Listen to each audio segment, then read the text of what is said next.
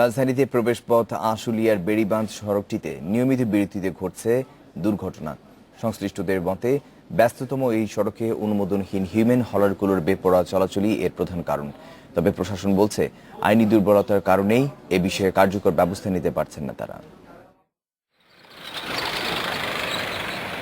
রাজধানীর প্রবেশমুখে আশুলিয়ার এই বেড়িবাঁধ সড়কটি স্পর্শ করেছে ৩টি থানাকে। এর মধ্যে ২০১১ সাল থেকে শুধু তুরাগ থানাতেই নথিভুক্ত হয়েছে ৯টি দুর্ঘটনার মামলা, যাতে মারা গেছে ১৭ জন।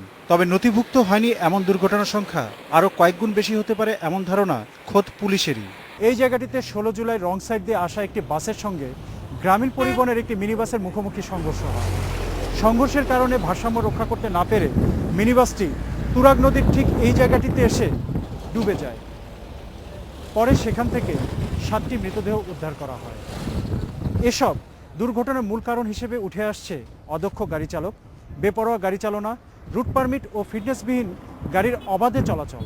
গ্রামীণগুলা বুঝছেন মামা, এগুলা দেখা যাচ্ছে পারাপারি করে বেশি। যদি পারাপারি বেশি করে সেটারই অ্যাক্সিডেন্ট হচ্ছে। যেমন আমি পারাপারি করি না, আমার গাড়ি কোনো অ্যাক্সিডেন্ট হয় না। ব্যস্ততম এবং তুলনামূলক সরু এই সড়কটি দুর্ঘটনাপ্রবণ হয়ে ওঠার কারণ হিসেবে প্রথমেই উঠে এলো মিনিবাসের চেয়েও ছোট সংস্করণে বিশেষ এক ধরনের যানের নাম। ফিটনেস ও রুট পারমিটবিহীন এই গাড়িগুলোর বেপরোয়া চলাচলই এই সড়কের অধিকাংশ দুর্ঘটনার কারণ বলে মনে করছেন সংশ্লিষ্টরা। কিভাবে চলছে এই গাড়িগুলো? অ্যাকচুয়ালি নাই, ঠিক আছে, মনে করেন চলতেছে না থাকা থাকার কারণে মাসে ১,০০০ টাকা করে মানতে আসে থানা। যদিও প্রশাসনের যুক্তি একেবারেই ভিন্ন। তাদের রুট পারমিটের যে আবেদন এগুলো পেন্ডিং আছে, সুতরাং সেখানে তারা তো বৈধভাবেই থাকার সুযোগ, সুতরাং এখানে উৎকুচ দেওয়ার কোনো প্রশ্নই আসে না, প্রয়োজন হয় না।